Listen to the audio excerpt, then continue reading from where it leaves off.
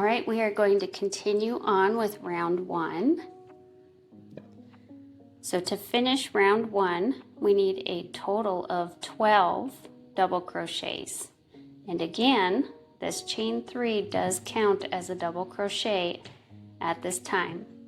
So we have 1, 2, 3, 4 double crochets. Let's go over a double crochet again. You are going to wrap around. You have your 2 loops on the hook. We're going to go through the center. And if you can see here, the way I kind of bring it through my loop here, I already have that yarn wrapped from behind on the hook. If it's not, that's okay. It's just kind of a habit, and you will find your habit as well. But going through the center, wrap from behind. You can see the top, back. All right, we're gonna bring that yarn through. We have our 3 loops, wrap around again. We're gonna go through 2 loops, wrap around again, and we're gonna go through the final 2 loops. Okay, so we have 1, 2, 3, 4, 5, and we need to do 7 more so we can have 12. So let's keep going.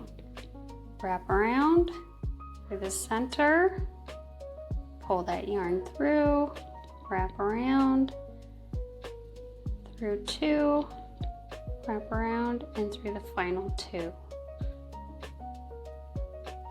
Let's do it again.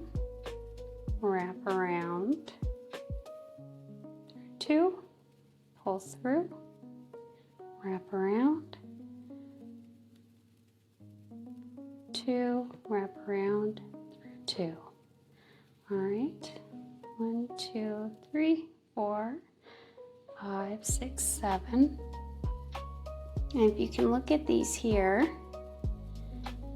your double crochets will still leave these V's here. And that's how you can count your stitches. The tricky part is your chain 3 does not leave a V in that same way. So you can spread them apart here like that. Sometimes that's helpful. Sometimes you can't always count on these V's to give you an accurate stitch count.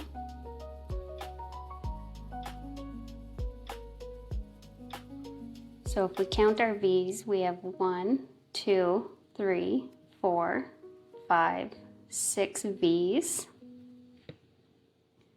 But if we count our spread aparts here, we have 1, 2, 3, 4, 5, 6, 7. So as long as you know which route you're going, so we have 6 V's, and you can just add 1, so you remember to count your chain 3 as a double crochet, if that's more helpful for you. So you can count 6 plus 1, we have 7, or you can spread them apart like this. And as you learn to see these stitches more often, you'll be able to count them without so much effort going forward. You will get more used to them. All right, so let's keep going. We have 7, wrap around. Watch out for that tail. And go through the center, pull that yarn through, wrap around, go through 2, and wrap around and go through 2, wrap around, go through the center, wrap around. Again, I'm kind of automatically doing that, but if not, again, it's through the center, wrap it around, pull it through.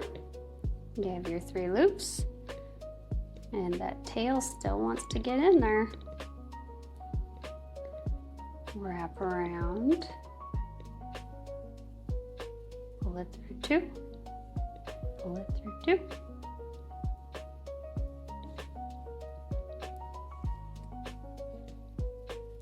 So I believe we're on 8. 1, 2, 3, 4, 5, 6, 7, 8, 9.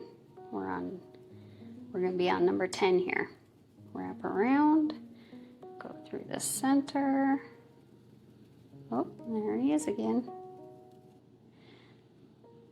Pull through, wrap around, pull through 2, wrap around, pull through the final 2. Wrap around, go through the center, wrap around, pull through, even up those 3 here. You shouldn't have anybody too much bigger or smaller than the rest.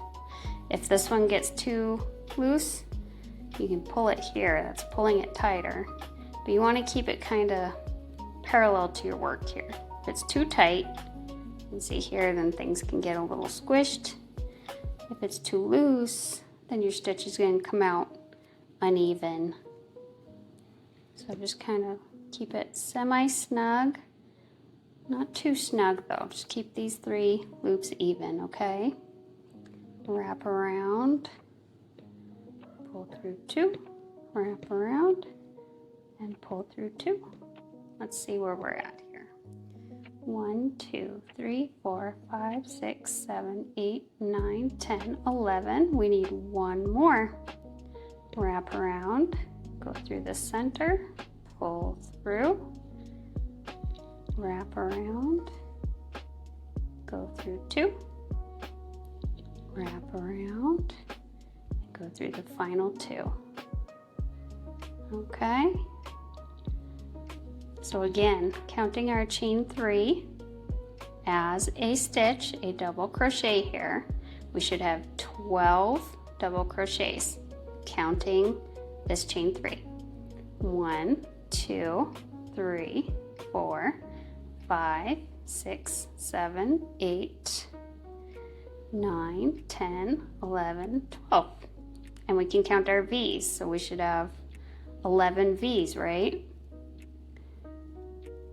There's 1, 2, 3, 4, 5, 6, 7, 8, 9, 10, 11 V's. You never count the one that's on the hook, okay? So those are 11 V's, and then we count our chain 3, brings us to 12.